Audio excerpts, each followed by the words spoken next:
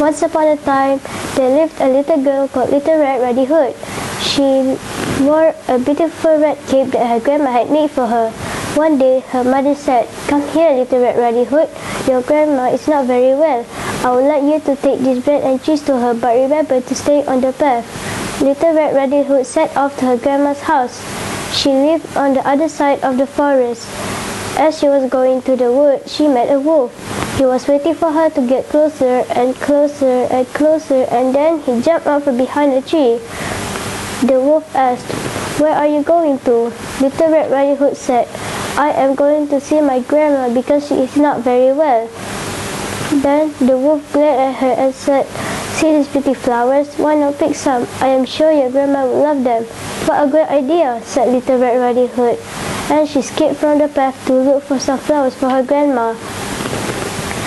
The wolf ran to the grandma's house and knocked on the door. "Knock, knock, knock. Who is there?" said the grandma. "Little Red Riding Hood," replied the wolf. The grandma whispered, "Come in. I am too ill to open the door." The wolf let himself in. Poor Granny did not have time to say another word before she was gobbled up by the wolf. Then the wolf quickly put on her nightgown and nightcap, and he jumped in the bed and put up the cover up to his nose.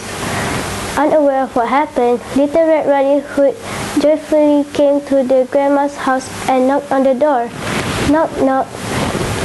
Behind the door, a hoarse voice answered, "Is it you, Little Red Riding Hood? Come in, come in." Now, Little Red Riding Hood realized that her grandma may feel very ill. Feeling a little worried, she came into the house. Little Red Riding Hood was very surprised when she saw her grandma. "Grandma, what happened to you? Why have you got those large ears?" the girl asked with amaze. "All the better to hear you with," the wolf answered. "And why have you got those big eyes?" Carry on, Little Red Riding Hood. "All the better to see you with," the wolf answered.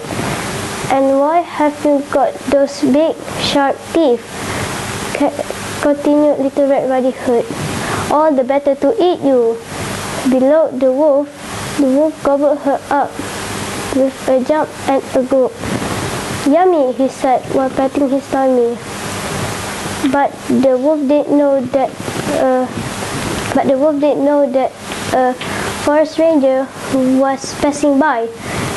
He had listened to the wolf and Little Red Riding Hood talking. At first, he himself thought that Granny had quite a coarse voice, but soon he realized that something odd was happening and rushed into the house. "You greedy wolf, spit out what you swallowed, or not you will never see another day."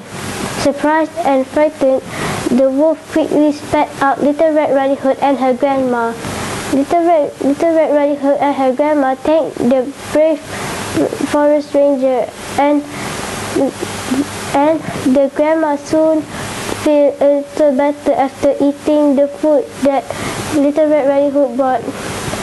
And they lived happily ever after. The end.